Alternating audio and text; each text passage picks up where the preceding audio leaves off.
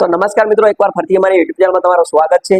તો મિત્રો આજે આપણે વાત કરવાની છે કે જે મિત્રો રેશન ધારકો છે તેમને મિત્રો જે અનાજ મફતનું મળે છે એ મિત્રો બિલકુલ બંધ થવાનું છે। અનાજ તમારે જો ચાલુ રાખવું હોય તો તેના માટે મિત્રો તમારે શું કરવું પડશે? જેમ કે મિત્રો જે રેશન ધારકો છે તેમને મિત્રો આ મહિને ડબલ વેનું અનાજ મળવાનું છે અને મિત્રો એ અનાજ તમને નહીં મળે તેનું એક કારણ છે કે જે મિત્રો એ હજી સુધી કેવાયસી નથી કરાયું તે મિત્રો એ કેવાયસી કરી દેવાનું રહેશે। જો મિત્રો કેવાયસી કરેલું હશે તો તમને ડબલ વગેરેનું મે અને જૂનનું મિત્રો અનાજ મળવા પાત્ર છે। અને મિત્રો જો કેવાયસી ના કરાયું હોય તો આજે જ કેવાયસી કરી લો, જ્યાંથી તમને અનાજ મળી શકે।